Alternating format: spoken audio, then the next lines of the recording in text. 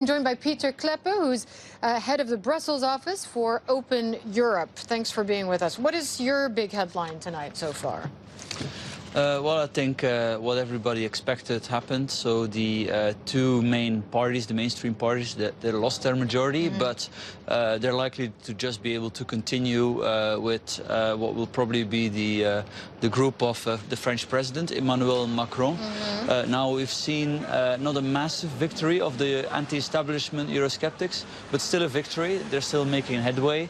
You're saying it's not massive, but they're making headway. Yes, correct. Is that significant in terms of how the parliament will operate, how it will deal with important questions and decisions? Well, in direct terms, not really. The direct effect of this, I think, will be all in all quite limited, simply because they do not have a majority.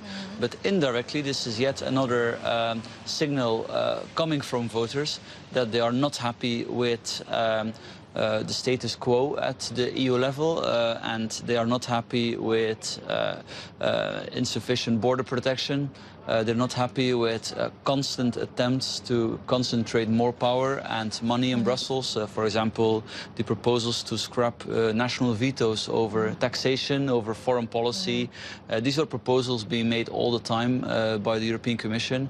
I would say directly going against Will that change some of these proposals, these results, do you think? Because clearly member states, their voters, are making it clear they don't want more authority taken from their national governments and parliaments and directed to Brussels. Will that change, do you think, any of these proposals?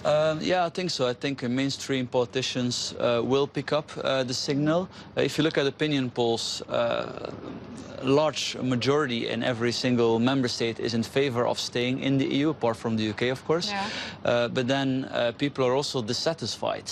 You can see very high levels of dissatisfaction.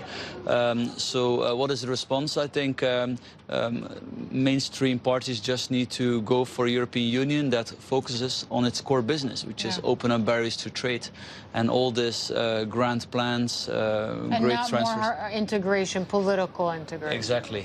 Yeah, but when you say all countries apart from the UK, because we saw it with the Brexit referendum, according to polls, are usually pro-staying in the EU, I do wonder, and this is always an if and a hypothetical, and you can't know for sure, but if you had a referendum in Italy, for instance, today, in or out, there'd be a risk, wouldn't there? I'm not so sure, to be honest. Also, the complication in Italy is also that the country is a member of the Eurozone. It's very hard to leave that monetary construct. But take Poland, for example. A few years ago, there was an opinion poll showing that 95% of Polish people were in favor of EU membership. But at the same time, the country is on a collision course with Brussels over judicial reforms. So I think that's a good illustration of sort of the divide. Well, the benefits are clear to the polls, and some of the obligations seem to be less willingly embraced. It's not only about the money, it is also about the money, but I do think that Central and Eastern European people think that they are really at home in the EU, that this really enshrines their countries into the West.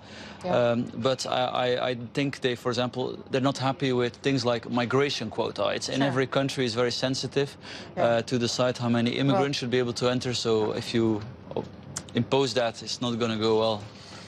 Pieter Cleppe, thanks very much. Really appreciate your time.